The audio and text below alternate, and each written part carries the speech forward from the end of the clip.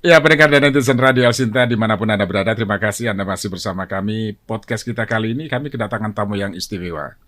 Beliau pernah menduduki beberapa jabatan strategis di ibu kota, dan sekarang menangani tentang doktrin Tentara Nasional Indonesia Angkatan Darat. Siapa dia? Saya langsung sapa. Beliau adalah Letjen TNI Muhammad Hasan. Apa kabar Pak Hasan? Alhamdulillah baik. Sehat ya Pak? Sehat, alhamdulillah. Nah, beliau ini sekarang jabatannya adalah Komandan Komando Pembina Doktrin, Pendidikan dan Latihan Angkatan Darat dan Kodiklat. Sebelumnya, beliau pernah menjabat sebagai Danjen Kopassus, kemudian Pangdam Iskandar Muda, kemudian Pangdam Jaya, dan Pangkostrat.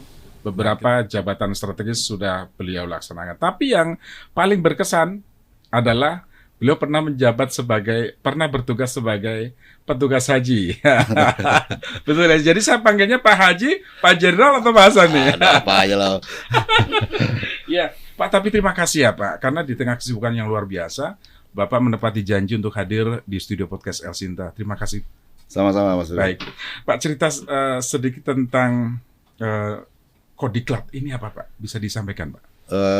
Jadi Kodiklat itu atau disingkat Komando Doktrin Pendidikan dan Latihan Angkatan Darat.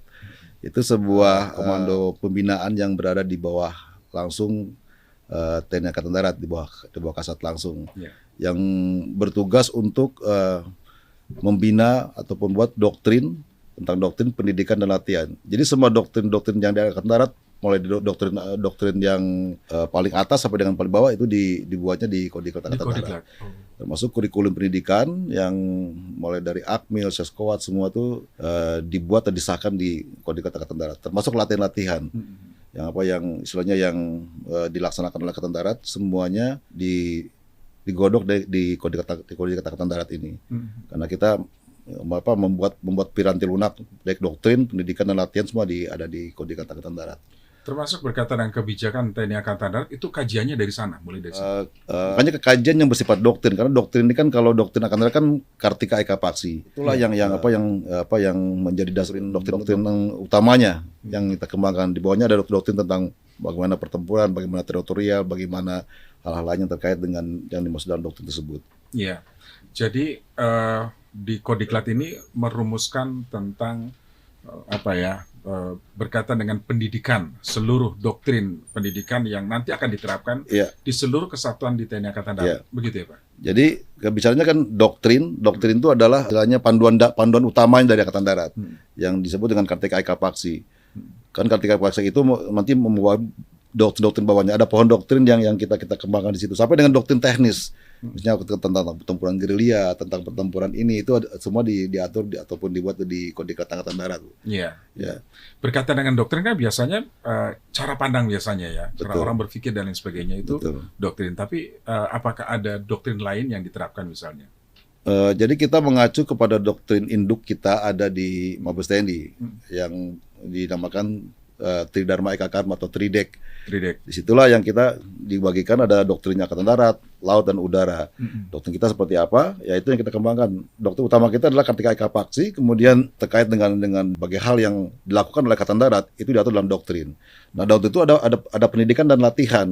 Di pendidikan dan latihan kita buat kurikulum dan lainnya, doktrin seperti apa, latihan seperti apa. Sehingga ada doktrin induk, doktrin sampai dengan kode itu yang turunnya sampai ke bawah. Itu semua dibuat ataupun digodok di Kodiklat Angkatan Darat. Kodiklat Angkatan Darat ya. Itu bisa berubah menyesuaikan dengan sangat dinamis. Bahkan sekarang dengan perkembangan situasi sekarang seperti pola pertempuran yang terjadi di Eropa, di mana penggunaan drone itu malah doktrinnya kita harus rubah. Sekarang apa doktrinnya Pak? Ya sekarang kita sedang mencoba karena kadang begini. Kadang ada satu hal yang sudah dilakukan di lapangan belum terdoktrinkan. Atau belum dibuat panduannya, belum dibuat aturan seperti apa. Tapi sudah dilakukan di lapangan. Sudah dilakukan karena mengejar kecepatan. Betul. Itu hal yang biasa. Kadang juga kita membuat waktu itu ada yang memang top down, ada juga yang bottom up. Jadi kita menyesuaikan di situ. Karena kan sangat cepat perkembangan sekarang itu. Sekarang perang sekarang kan kalau kita merujuk perang konvensional kan ya perang zaman perang dunia kedua kan udah beda dengan sekarang gitu. Nah, sudah dilakukan, kita adopsi, akhirnya kita kembangkan doktrin seperti apa gitu. Oke. Jadi inilah pentingnya doktrin, dia membaca situasi Betul, global juga. betul. Kemudian nanti dirumuskan di Kodiklat itu jadi satu panduan, Satu panduan. yang disebarkan ke seluruh Iya. unit kesatuan-kesatuan di TNI Angkatan Darat gitu Betul, ya Pak. betul Mas Suryo. Wah, ini pekerjaan yang luar biasa nih Pak. Ya, karena harus menyesuaikan juga perkembangan di luar. Betul. Yang sekarang ramai kemarin kan tentang ruang digital ya, yang Pak Hasan ternyata sangat concern banget. Saya jadi penasaran nih. Kodiklat ini kok ruang digital? Ini biasanya berkaitan dengan anak-anak muda nih, Gen Z dan lain sebagainya. Betul. Gimana tuh ceritanya Pak Hasan? Jadi ya sebuah keberuntungan juga buat saya Pak. Karena saya 32 tahun saya dinas. Baru kali saya mengolah masalah pendidikan dan latihan serta doktrin gitu. Sehingga apa yang saya dapat di lapangan itu sekarang ya saya coba sesuaikan dengan sudah benar pun doktrinnya, sudah benar pun kurikulumnya, sudah benarkah panduan latihannya seperti itu. Sehingga temuan saya di lapangan saya kembangkan. Nah, terkait dengan ruang digital ini memang ini menjadi sebuah concern yang sangat harus kita perhatikan gitu, Pak. Karena kalau yang tadi saya sampaikan baik tentang doktrin tadi, urut pendidikan, latihan maupun lainnya, itu berbicara di ruang nyata. Berbicara pertempuran yang sebenarnya, pertempuran yang istilahnya nanti akan kita kembangkan akan darat, pertempuran dengan pola pertahanan yang memang real gitu nyata. Seperti kita bertahan di pantai sampai dengan kita melakukan gerilya. Tapi ruang digital ini kan sekarang menjadi sebuah ruang hidup. Iya. Ruang hidup yang dimana semua orang berinteraksi di situ. Di sana. Berinteraksi Dari belahan dunia manapun. Dari belahan dunia manapun. Dari belahan dunia manapun. Bahkan itu menjadi tempat orang belanja, tempat orang pamer sesuatu, flexing dan lain-lainnya. Semua jadi ruang hidup yang memang harus kita waspadai. Nah, terjadilah sebuah keresahan di situ kan. Keresahan yang hanya ini gimana nanti kalau di ruang digital ini masuk berbagai hal yang istilahnya berpengaruh kepada negara kita gitu, yang saya ini kan yang saya perhatikan, karena situ kan banyak disinformasi, banyak berita hoax, ujaran kebencian dan lain-lain yang akhirnya memang menjadi satu hal yang meresahkan buat kita gitu. Nah, itu yang kami khawatirkan. Dan juga terkait dengan perkembangan dunia saat ini, bahwa yang perlu kita perhatikan bahwa sekarang ada namanya cognitive warfare, Pak, yang artinya sebuah peperangan yang menyerang human mind kita gitu. Cara berpikir orang. Bagaimana membuat orang emosi, bagaimana membuat orang tersentuh, membuat orang marah, kan ada semua. Itu yang menjadi sasaran dari cognitive warfare tadi. Sudah terjadi sekarang. Ya, kalau melihat perkembangan situasi ini, saya sudah running sekarang ini semuanya itu. Bahkan kan ada juga yang lainnya ya seperti beberapa negara yang mungkin udah masuk ke dalam perang seperti itu, yang mungkin sehingga anak-anak mudanya, generasi mudanya terpengaruh oleh isu lain yang masuk dari luar sehingga membenci pemerintah sendiri. Membenci negara sendiri bahkan kadang juga. Menjelekan negara sendiri bahkan seperti itu. Ataupun hanya terjadi sebuah polarisasi di mana kelompok A, kelompok B itu saling membenarkan, saling memegang kebenaran yang mereka punya sendiri. Itu yang mungkin yang perlu diwaspadai. Sehingga menurut saya bahwa bela negara di ruang digital ini sangat penting. Sangat penting untuk kita gagas untuk pada ini agar menepis hal tersebut. Iya. Jadi kalau kita lihat trennya adalah bagaimana aktivitas interaksi di ruang digital begitu masif. Betul. Kemudian ini yang harus diwaspadai ya. Betul. Sebaran informasi yang tidak bisa dipertanggungjawabkan, cenderung mengadu domba, memprovokasi, itu kan sangat terbuka sekali. Sangat terbuka. Ya, itu menurut saya bukan hanya disinformasi kan, menurut saya sekarang kan ada ada sebuah fenomena di mana hanya orang merasa apa yang dia pikirkan, apa yang dia baca, apa yang dia dapatkan dari ilmu itu menjadi sebuah kebenaran gitu. Yang padahal betul-betul benar gitu. Dan itu tadi karena ruang digital sekarang sudah menjadi sebuah ruang yang sangat luas dan terbuka, yang mampu mempengaruhi human mind tadi. Apakah itu satu keresahan yang Pak Hasan alami sehingga Pak Hasan secara khusus mendedikasikan dalam sebuah tulisan? Ya, menurut saya bukan keresahan saya aja, mungkin keresahan publik, keresahan orang-orang yang mungkin ya masih punya mencoba menangkap keresahan publik dari situ ya. Karena istilahnya kebenaran di dalam publik sangat relatif sekarang. Mungkin itu tadi bahwa sekarang karena orang butuh validasi, butuh pengakuan, sehingga itu yang disentuh oleh orang-orang yang mungkin berpikir untuk bagaimana terjadi hal-hal yang mereka inginkan dengan tujuan masing-masing. termasuk memecah belah negara ini, akhirnya mereka terpengaruh gitu untuk saling menyalahkan di ruang Sudah publik. tidak ada ruang privasi di situ ya Pak. Betul. Kan sekarang semua ngaku Pak, semua curhat di medsos sekarang ini. Dulu kan kita tidak seperti itu dulu kan. Iya. Pak, dalam jangka waktu berapa lama situasi yang sangat terbuka ini, yang orang merasa tidak punya privasi, orang bisa dibuka seluruh kehidupan pribadinya di media sosial, itu akan menghancurkan satu generasi. Iya, menurut saya selama ini teknologi informasinya masih berkembang terus, ini kan akan sangat terjadi karena kan sudah menjadi medan-medan perang menurut saya sekarang ini. Kalau bagi saya bahwa ini menjadi sebuah medan yang sangat terbuka, di mana juga di situ harus generasi muda kita sangat dominan di situ, karena Gen Z dan milenial kan semua mereka adalah digital native semua Pak. Iya. Digital native, orang yang generasi yang hidup tidak pernah lepas dari digital. Tapi itu tadi yang membuat keresahan di situ bahwa mereka mahir menggunakan memakai aplikasi segala macam, tapi mereka mungkin ketika mereka tidak dibekali dengan wawasan dan bela negara yang kuat, mereka akan mudah diprovokasi, mudah dipelita kemana-mana, dan mudah hasilnya disusupi untuk menjadi tanda kutip agen sebuah kelompok atau negara yang ingin memecah belah negara ini gitu. Jadi yang terjadi di film-film itu ternyata bisa real terjadi di dunia nyata ya Pak? Ya menurut saya sih sangat real lah Pak. Ya itu dengan AI segala macam kan semua bisa Pak. Benar.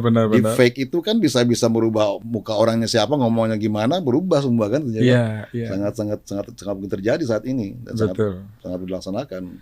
Ketika itu menjadi satu bahaya, satu ancaman yang nyata bagi keutuhan negara kesatuan Republik Indonesia, apa yang Pak Hasan lakukan di Kodiklat ini Pak? Ya saya dengan tulisan saya coba memberikan masukan kepada Kepala Staf Angkatan Darat dan juga khususnya Dinas Penerangan Angkatan Darat untuk mengedukasi prajurit dan khususnya orang-orang penerangan juga yang bermain di ranah maya ini, agar bisa mereka masuk di dunia maya, di ruang digital dengan cara yang benar, sambil memasukkan unsur-unsur bela negara di dalamnya. Gitu. Kan banyak bisa kita angkat semuanya, kan tentang Indonesia, tentang apa yang kita lakukan dengan baik di pekerjaan kita, ataupun mengajak kelompok masyarakat, ayo loh kita menjadi pionir kebenaran di dunia digital gitu. Mengangkat semua kebenaran, kemudian membuat kelompok-kelompok yang mungkin secara rutin membuat konten-konten positif tentang negara ini gitu.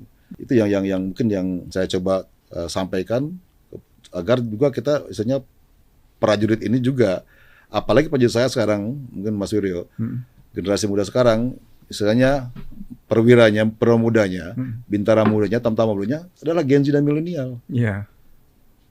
Yang jadi harusnya mereka bisa jadi duta-duta ya. Ya menurut saya mereka juga digital native juga, tapi di dunia militer gitu. Dan mereka pasti akrab dengan itu juga. Nah itulah menurut saya jadi pelopor untuk bisa kita mencoba mengangkat kebenaran dan memasukkan nilai-nilai kebangsaan dan cinta tanah air di dunia maya. Yang sekaligus mengajak juga masyarakat, khususnya anak muda sepantaran mereka untuk berbuat hal yang sama. Iya. Ada kesulitan tidak Pak masuk ke generasi-generasi muda ya, mengajak mereka untuk mulai mencintai negara ini deh, sehingga dengan begitu kan jiwa itu ada, maka dia akan membuat satu mungkin konten yang positif tentang negara kita, paling tidak nggak mudah terprovokasi lah karena ada cinta tanah air tadi. Ya menurut saya sekarang cinta tanah air itu kan tidak identik dengan hal yang dulu ya zaman dulu lah ya, maksudnya kan berseragam kemudian isinya kemudian dilatih untuk semi militer dan lainnya, nggak seperti itu juga. Menurut saya kalau kebenaran di ruang digital itu berani jadi ngomong benar dengan fakta, dengan referensi yang benar, itu sudah sebuah pembelaan terhadap negara ini gitu. Misalnya satu hal yang mungkin ada isu yang tentang negara ini yang jelek tentang kita, dia berani mengangkat kebenaran di ruang digital, seorang anak muda, seorang itu menurut saya sudah cinta tanah air. Dan itu yang mungkin yang perlu kita kembangkan lagi. Jadi tidak serta-merta harus istilahnya berbaju berseragam enggak juga menurut saya sih. Ya seperti anak saya juga sama juga, kan kita ngobrol sama mereka dengan cara yang mudah mereka masuk ke dunia mereka, bukan kita menghindar dari dunia mereka. Karena ruang digital tidak bisa dihindari, dengan populasi anak muda di situ, Gen Z dan milenial di situ, ya sangat dominan mereka di situ ya. Kita masuk ke dunia mereka gitu. Kita harus ngalah di sana ya Pak. Kita sambil sebenarnya bukan mengikuti. ngalah Pak, jadi kayak kita ngeblend dengan mereka. Iya, supaya mereka nyaman kan supaya gitu dengan nyaman, kehadiran kita supaya gitu nyaman ya. dengan mereka. Jadi ya kita ngikutin, tapi ya kita mencoba mengedukasi mereka ataupun mengajak mereka untuk ya tadi menjadi pionir kebenaran, kemudian juga menjadi kurator lah tentang hal-hal yang mungkin dulu tidak benar, mereka menjadi pembenarnya situ lah, Iya. kebenaran. Kemudian juga berani berkata tidak kepada hal-hal yang mungkin mereka yang menurut mereka tidak benar gitu. Kadang-kadang juga banyak yang ikut-ikut kan, banyak followers yang memang ya ngikut aja gitu. Iya. Penting viral, yang penting ngetop Iya. gitu. Betul. Nah, itu yang ditanya dalam sekarang di dunia digital seperti itu. Iya, sehingga kebenaran apapun lama-lama akan senyap ya, karena sensasi tadi Betul, yang Pak. Itu tadi kan viral sudah tadi. sampaikan tadi di awal, sampaikan bahwa sekarang yang benar kalah sama yang ramai, Mm-mm. yang kurang sensasional pasti tenggelam gitu. Iya, Nah, itu mungkin yang perlu kita tekan, bahwa kita harus berani mengangkat kebenaran di ruang digital. iya, Berani juga untuk membantu orang-orang yang mungkin teraniaya di dunia digital karena mungkin karena hanya kalah followers ataupun kalah like sama komen gitu. iya. Butuh validasi tadi ya, Ya Pak. tadi karena kan ya tentu validasi itu kan wah Enak. bangga lah kita diakui Bang. Tapi ketika validasi menjadi satu ukuran harga diri, satu ukuran saja harga diri saya ada di validasi itu, ya itu pasti mereka akan mudah digiring kemana-mana, untuk jadi apapun yang orang tuh ngakui gitu loh. Oh saya diakui sama kelompok ini. Jadi dia akan digiring mungkin ke hal yang bisa ke dunia kejahatan, bisa ke dunia ini, bahkan mungkin dunia yang mungkin lebih membenci tanah air sendiri. Itu yang Iya, kita khawatirkan sangat. Jadi nggak heran ketika ada satu kelompok yang satu kelompok kriminal misalnya, geng atau apapun gitu ya, ketika mereka menerima anggota baru gitu ya, Iya. mereka akan disuruh melakukan apapun dan itu divalidasi. Itu ya Pak ya. Betul gitu. Itu menjadi sebuah. Sekarang kan dulu kan mukul kalau geng motor mainnya kan di dunia nyata, tapi di dunia digital sekarang udah berlaku seperti itu juga. Jadi itu semacam pesan untuk kelompok lainnya gitu ya. Iya. Sekarang kan menggerakkan sebuah hal yang mungkin mereka pengen kan melakukan, contoh lah mungkin membakar sesuatu, mereka tinggal ataupun ngajak berantem, tawuran kan sekarang pakai itu aja. Iya. Udah pakai TikTok live ataupun misalnya live, udah ketahuan. Sini nih kita berantem, kita tawuran deh. Udah. Ya belum lama ya Ya kemarin kayak gitu kan. mungkin contohnya kemarin yang terjadi penjara segala macam Iya, dengan penjara. live TikTok dan Instagram cepat menyebar kemana-mana.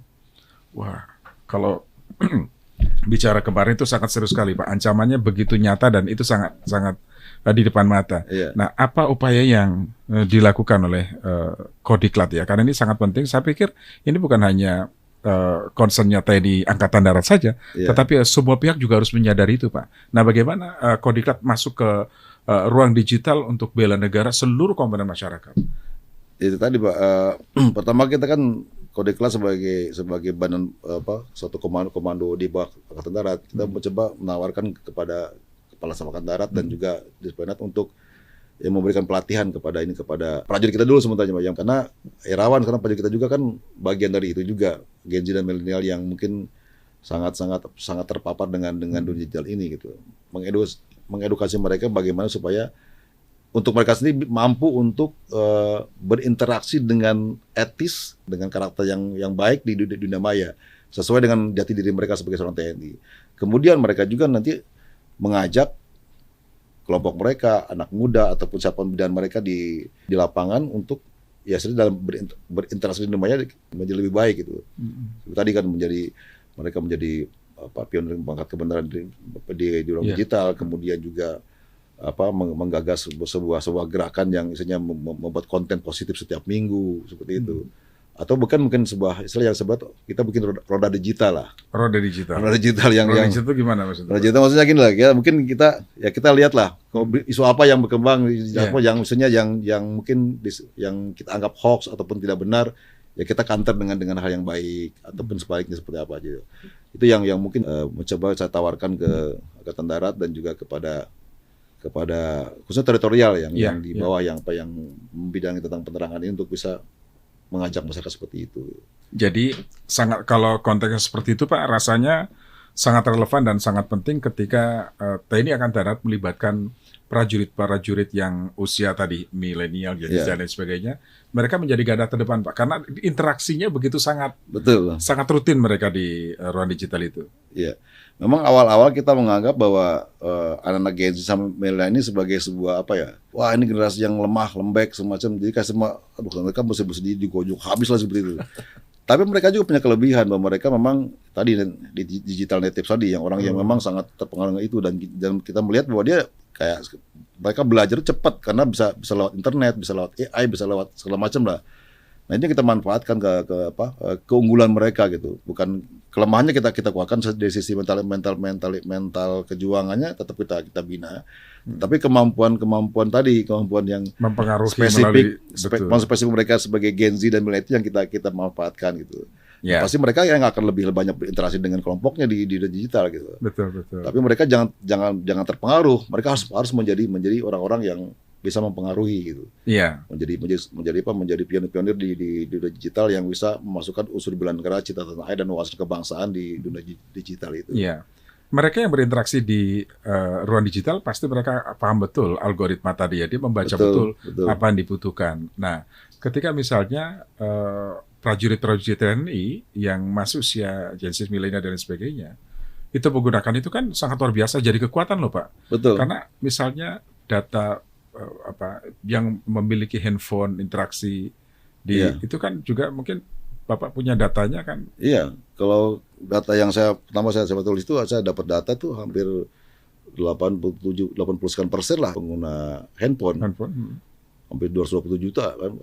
Apalagi milenial tadi kan yang saya bilang hampir ada 27% sampai 20% mereka mengakses internet. Iya.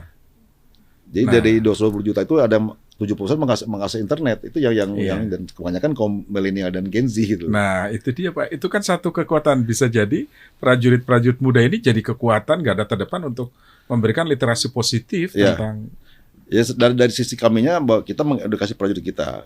Tetapi kan saya pengen lebih lagi bahwa kita mengajak Masyarakat. anak-anak muda lah, khususnya Gen Z milenial ini yang menjadi digital native tadi untuk ayo kita sama membuat sebuah gerakan yang Bela negara lah, bela negara dengan cara mereka gitu. Ya nggak usah minimal menangkal disinformasi itu sebuah bela negara menurut saya sih. Menangkal hoax itu juga sudah sebuah bela negara menurut saya sih. Ataupun berani ngomong tidak pada sesuatu hal yang mereka menjelekkan negara, itu juga suatu hal yang sudah bela negara menurut saya sekarang ini. Jadi jangan pernah menganggap apa yang dilakukan itu kecil nilainya, tapi sebetulnya sangat besar impact-nya bagi negara ya Pak. Nah makanya yang paling penting lagi bahwa Gen Z itu punya kemampuan itu gitu.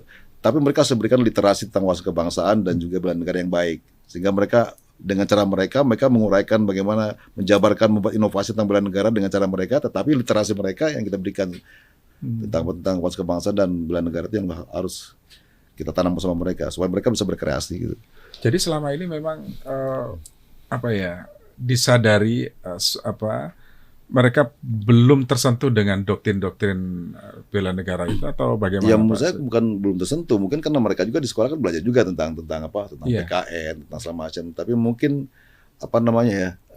membawa itu ke ruang karena digital. Di ruang digital ini lebih banyak pengaruh-pengaruh yang mungkin membuat mereka tadi karena itu tadi yang ditanya itu kan tentang itu yang membuat mereka kagum, membuat mereka emosi, membuat itu menyentuh mereka gitu loh. Dan cara itu kan bukan cara-cara yang lazim di pelajaran bela negara gitu. Betul. Tapi di dunia digital kita harus masuk ke situ dengan cara itu kita bagaimana misalnya poin-pointer bela negara tentang wawasan kebangsaan dan cinta tanah itu bisa diterapkan di situ dengan cara-cara yang tadi gitu. Nah itu yang mungkin harus kita ini kan. Karena saya yakin secara hati nurani mereka juga masyarakat orang Indonesia gitu kan. Kecintaan tanah air mereka itu mungkin masih ada dalam dada mereka, cuman kan diperkuat dengan referensi mereka dengan literasi yang kita berikan tentang bela negara seperti apa. Yang paling penting itu tadi ada berani membuat kelompok-kelompok tadi Pak, kelompok-kelompok yang mungkin dipelopori oleh kita ataupun atau bukan oleh pemerintah untuk bisa istilahnya membuat gerakan-gerakan yang istilahnya contohnya paling sederhana setiap minggu membuat konten positif itu yang dilakukan oleh secara masif di ini. Bahkan kemarin waktu saya memberikan pembekalan kepada mahasiswa di Bogor di Pakuan, kebetulan saya alumni Pakuan Bogor S2 saya di situ, saya memberikan pembekalan, bahkan saya menawarkan sama mereka untuk membuat mata kuliah bela negara digital. Bela negara digital. Ya, mata kuliah itu. Karena mereka bisa juga karena dulu kan ada kewiraan lah, misalnya kan kewiraan Iya. di universitas. Tapi ini kan lebih spesifik lagi dengan apa? Dengan maraknya hal-hal yang di dunia digital ini bisa kita kembangkan dengan cara mereka kita membuat itu. Ada beberapa hal yang mungkin saya bilang, oh ini praktek seperti ini. Misalnya kita membuat konten positif, kemudian juga membuat kelompok-kelompok yang anti hoax, anti ini segala macam lah, yang terkait dengan bagaimana menangkal disinformasi, di fake dan lain-lainnya ada di dunia maya ini. Menjadi musuh kita gitu seperti Betul, itu. betul. Itu yang coba saya tawarkan juga kemarin kepada mahasiswa Mahasiswa ya. mahasiswa. Karena mereka juga diharapkan bisa menjadi garda terdepan juga Iya. untuk memberikan edukasi literasi, mereka lebih mapan lah, kira-kira begitu ya. Betul. Nah Pak, kembali ke Kodiklat, karena Kodiklat ini kan sebetulnya memiliki fungsi penting dalam pembinaan doktrin, Pak, tadi. Betul. Dan sangat relevan sekali ketika bela negara, kampanye bela negara di ruang digital, ini harus menjadi satu semboyan bersama. Saya pikir seperti itu. Nah, bagaimana Kodiklat melihat itu sebuah peluang yang bisa nantinya bukan hanya Kodiklat dan TNI Angkatan Darat saja, tapi peluang untuk seluruh elemen bangsa bergerak bersama, bela negara di ruang digital.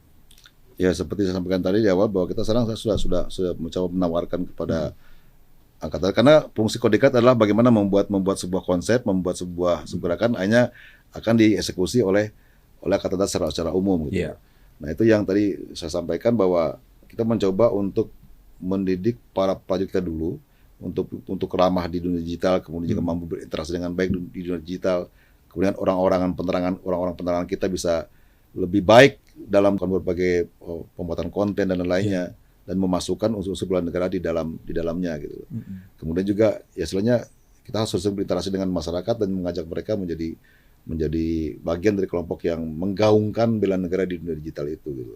Itu bisa masuk kurikulum di Kodiklat juga ya? Kalau kurikulum kita memang istilahnya membuat doktrin-doktrin yang hal terkait dengan perang konvensional, doktrin konvensional. Di dunia itu sebenarnya masuk juga di ranah kita memberikan pelajaran tentang bagaimana bercyberwar, cybercrime dan lainnya. Tetapi kan ini kan bela negara digital ini kan menjadi ranahnya yang harus dikembangkan oleh seluruh angkatan menurut saya sih. Karena semuanya mempunyai andil untuk bisa memasukkan keunggulan mereka masing-masing di dunia digital yang terkait dengan bela negara ini gitu. Sehingga saya kemarin ke Dispenat memberikan modul tentang bagaimana pedoman untuk bela negara di dunia digital. Ini sedang digodok para prajurit yang mengawaki dinas penerangan di Angkatan Darat.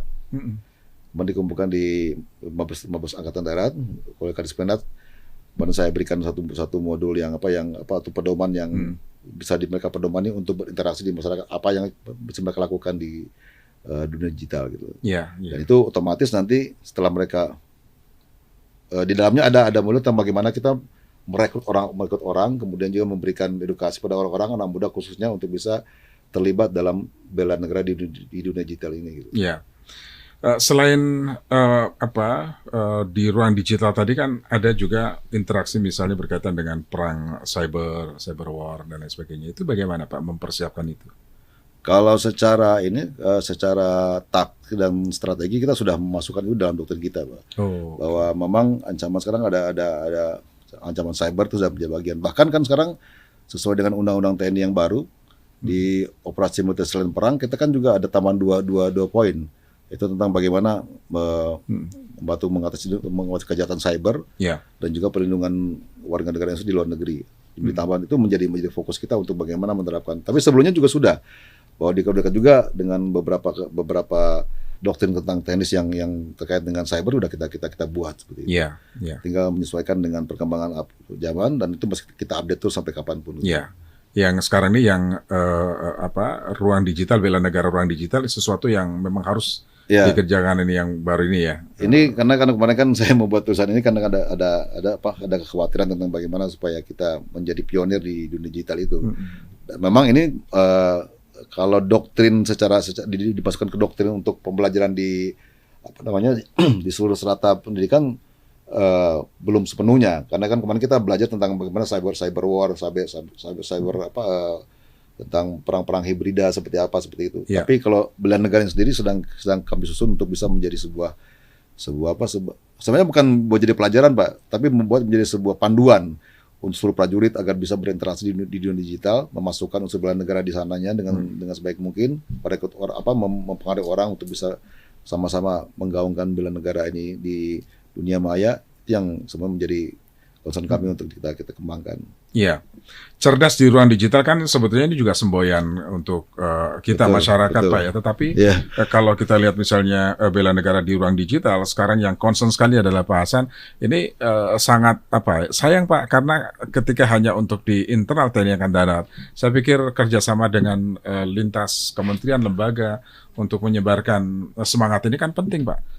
Ya sebenarnya menurut saya kan masing-masing bagian sudah punya pola ya Pak ya. Pola bagaimana hasilnya mengembangkan, bagaimana mengatasi tentang hal-hal yang terkait dengan disinformasi dan lainnya di dunia digital sudah ada sebenarnya. Seperti mungkin ke Komdigi juga punya cara seperti apa, kemudian kan departemen lain juga seperti apa. Tetapi maksudnya itu secara umum sudah kita coba komunikasikan lah. Khususnya di internal kita dengan PSSN, misalnya dengan lembaga lain yang mengurus tentang ini. Gitu. Ya kepada Mabes TNI juga dengan yang punya mungkin punya cyber gitu, yang terkait dengan dunia maya ini udah kita coba kembangkan lagi lah. Iya. Memang kalau berkaitan dengan anak-anak muda Gen Z segala macam ini kan agak hati-hati masuknya supaya tidak terkesan juga kita menggurui. Kalau begitu kan mereka sudah resisten duluan. Resisten duluan Pak, yang takut mereka. Nah, gimana tuh caranya Pak mengajak mereka untuk bisa memahami situasi sekarang dan apa yang harus dilakukan berkaitan dengan kepentingan negara ini? Ya, menurut saya kan pendekatan yang paling penting sebenarnya yang kita ini kan dengan jangan kita kelihatan menggurui itu seperti apa. Ya kita mesti memberikan ruang pada mereka untuk terus berkreasi dan berekspresi sebenarnya. Itu yang paling penting. Kita bebaskan mereka, tapi mungkin ada panduan, ada guidance yang jelas pada mereka. Ini loh bela negara seperti ini. Mereka bisa berkreasi dengan cara mereka, dengan gaya mereka masing-masing yang mereka paling benar. Sampai kita menyisipkan pesan-pesan kebangsaan di dalamnya gitu. Itu yang menurut saya yang bisa kita lakukan kepada anak muda. Kemudian juga ya menggunakan bahasa digital yang familiar buat mereka. Bahasa digital yang ya mungkin kalian juga kita nggak paham lah. Bahasa gaulnya mereka. Bahasa gaulnya mereka gitu. Saya baru tahu istilah FOMO baru kemarin kan. Istilahnya ini apa nih FOMO? Oh, rupanya begitu kan. Karena memang ya itu mereka banyak berkreasi dengan itu kan, dengan hal-hal yang ini. Bahkan mungkin kayak saya menonton film apa kemarin itu yang ada kejahatan dibuat oleh anak muda. Oh, adolescence yang anak muda. Konten-konten pakai emoji itu masih bisa ada artinya gitu. Kita nggak ngerti juga kalau juga. Itu kode-kode juga ya. Kode-kode juga. Nah, itu kita dengan cara mereka seperti itu yang masuk dunia mereka gitu. Kita nggak boleh bertentangan dengan itu gitu. Dan yang penting kan ini kan harus bisa menyentuh sisi logika dan emosional mereka yang paling penting sebagai Gen Z dan milenial gitu. Betul. Jadi bukan mengalah tapi masuk ke dalam mereka. Into mereka jadi gitu. Yang lebih baik. Pak, yang bahaya kan ketika mereka lengah bisa dimasukin doktrin-doktrin yang berkaitan dengan ideologi. Ini kan bahaya banget itu Pak. Kan sekarang kan mereka sudah merambah ke ruang digital juga Pak. Iya betul memang. Ya itu tadi kita harus mencoba mempelopori bagaimana kita menggaungkan lagi khususnya Pancasila lah. Pancasila kemudian wawasan kebangsaan yang terkadang itu dengan cara yang lebih digital lah gitu. Ya sebenarnya ini bukan pekerjaan saya aja, cuman saya concern mencoba membuka pikiran orang bagaimana ini ruang hidup sekarang ini loh. Ruang digital itu ruang hidup, bukan ruang-ruang yang abal-abal lagi yang harus di take down apa segala macam. Kadang-kadang juga kan ada kita berita ini mau pemerintah udah take down aja katanya. Ya mungkin betul ada juga sebagai upaya intelijen seperti itu gitu. Tapi sekarang yang paling penting bagaimana kita masuk ke situ dengan konten kita yang berbeda, dengan yang positif, berwawasan kebangsaan, mempunyai nilai-nilai luhur bangsa kita, masuk ke mereka dengan gayanya gitu.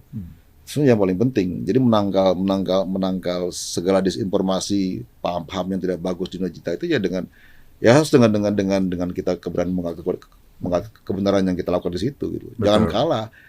Ya kalau mereka butuh validasi kita membuat orang memvalidasi kita gitu. Iya. Jadi kita balikin. Kontranya begitu. Begitu yang paling efektif menurut saya gitu. Ini kan pekerjaan panjang Pak. Pekerjaan panjang yang biasanya kalau tahun politik 5 tahunan Pak ya. Ini mulai akan berasa banget kita diujinya di situ Pak. Literasi, edukasi yang kita lakukan selama beberapa tahun akan diuji pada saat tahun politik tadi. Ya, kalau saya tidak bicara nggak harus bicara ini tahun politik tahun apa. Iya. Bagi saya ini sebuah hal yang harus dibudayakan. Karena dunia digital sudah menjadi ruang hidup yang sangat luas, sangat transparan lainnya. Ini menjadi budaya. Mau ada pemilu mau ada itu nggak. Ketika sudah kuat gitu ketika sudah kuat kita nggak udah khawatir lagi gitu loh. Jadi nggak, memang biasanya konteksnya ketika ada kepentingan masuk tentang mungkin pilek-pilpres segala macam, ada banyak orang terjadi polarisasi mana-mana, pasti punya kepentingan mencoba untuk meraih suara mungkin di ruang digital gitu. Dengan cara apa ya banyak lah hal itu, baik yang positif maupun negatif. Tapi mungkin itu tadi bela negara di ruang digital adalah bagaimana kita mengumandangkan wawasan kebangsaan, mengumandangkan hal yang terkait dengan cita tanah air dan lainnya dengan cara yang lebih digital, dengan cara lebih milenial dan Gen Z gitu. Iya. Ya itu yang kita rumuskan semua. Ya saya nggak bisa berpikir sendiri juga untuk merumuskan itu seperti apa kan, tapi saya coba membuka mata bahwa ini sangat baik untuk kita masuki gitu. Iya. Dan kedepannya ya itu tadi harapan kita kan bahwa memang anak-anak muda ini bisa tampil di depan sebagai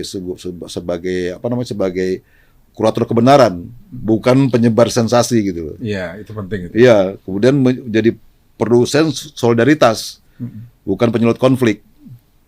Kemudian juga mereka sebagai penjaga etika digital, bukan sebagai agen provokasi. Gitu. Nah, mungkin 3 hal itu yang saya pesankan kepada ini ya. Jadi mereka menjadi kurator kebenaran, bukan penyebar betul. sensasi. Iya. Produsen solidaritas bukan sebagai penyebab konflik atau penyulut konflik, tapi juga bisa menjadi sebagai penjaga etika digital. Nah, ini bukan etika digital nih. Etika di ruang digital seperti apa gitu. Sehingga mereka akan terhindar diprovokasi dari hal-hal yang menghasut mereka ataupun menghasut teman lain. Dan juga itu tadi yang paling penting menurut saya yang harus diangkat wawasan kebangsaan kita dengan cara lebih digital, lebih milenial dan juga ya tetap etis dan santun seperti itu. Dan bertanggung jawab tentunya. Tentunya gitu. Betul, baik. Nah, kesempatan kali ini Pak, mumpung masih di ruang podcast El Sinta, apa yang bisa disampaikan secara langsung kepada masyarakat? Ini kan kalau tadi kan kita fokusnya hanya ke internal TNI, penguatan di internal TNI. Supaya lebih siap menghadapi dinamika yang terjadi di ruang digital. Sekarang kan tentu keterlibatan aktif masyarakat sangat dibutuhkan, Pak. Nah, silakan Pak, bisa disampaikan ke jadi saya berpesan kepada masyarakat khususnya anak milenial dan generasi Gen Z khususnya.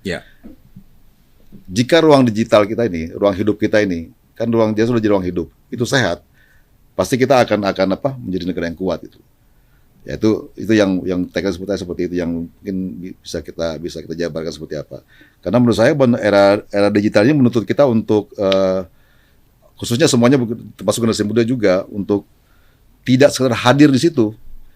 Tidak sekedar hadir hanya untuk datang kemudian misalnya mau ngeposting di situ juga mencari validasi di situ, tapi juga mereka menjadi semacam penjaga nilai dan penjaga akal sehat tentang kebenaran di dunia digital. Dan penting lagi mereka menjadi penjaga persatuan kesatuan bangsa ini gitu. Itu yang mungkin sebagai pesan kepada masyarakat Indonesia khususnya anak muda dan milenial, sehingga menurut saya bahwa bela negara ini nggak harus heroik dan viral. Tetapi bahasa sederhananya ataupun hal sederhananya kita lakukan, pertama mungkin tidak membuat konten bohong, kontennya hoax, kemudian juga membantu teman memahami kebenaran, menyebarkan narasi positif yang istilahnya ya beranilah untuk menentang hal yang mereka tidak dianggap benar gitu. Kemudian juga menjaga keamanan kita sendiri, melindungi akun kita sendiri juga bagian dari itu menurut saya itu. Kita membuat ya akun dua lapis lah seperti itu. Kemudian juga bisa tidak mencoba untuk misalnya masuk ke ruang teman yang itu bagian dari itu juga. Jadi sekali lagi bahwa ini ruang digital ini menjadi ruang hidup. Kalau itu sehat, itu bersih, itu clear, saya yakin negara kita akan kuat juga. Karena peperangan sebenarnya memang bukan hanya secara nyata. Secara nyata. Tapi ada perang yang sedang dilakukan oleh orang, itu pelakunya ada mungkin dari orang yang menginginkan negara ini pecah belah, menginginkan negara ini mungkin tidak kuat lagi, sehingga semua hal yang dilakukan negara ini tidak ada benar. Para pemimpin kita sudah capek-capek, tapi masih dihujat juga seperti itu. Itu yang kita tidak inginkan, sehingga ruang digital ini memang harus diisi dengan bela negara yang lebih milenial, lebih Gen Z, dan juga kita saya hanya membuka mata saja, tapi juga kita bisa mencoba memulai dari kami sendiri, dari TNI AD untuk menjadi pelopor itu, sambil mengajak semua masyarakat dan anak muda khususnya untuk mulai memberikan bela negara di ruang digital tadi. Memberikan perhatian ke sana ya. Ya. Baik. Pak San, terima kasih sudah bersama kami. Siap, Ini sangat inspiratif sekali karena memang ke depan ada masa depan kita adalah digital juga ya, Pak San. Jadi betul. Kita harus mempersiapkan generasi yang sangat bertanggung jawab dan tentu cerdas di ruang digital. Kita tadi membahas tentang pentingnya literasi digital, pentingnya cerdas di ruang digital berkaitan dengan bela negara. Pendengar, demikian tadi podcast kita bersama Komandan Komando Pembina Doktrin, Pendidikan dan Latihan Angkatan Darat dan Kodiklat Letjen TNI Muhammad Hasan. Saya Suwiryo, sampai jumpa.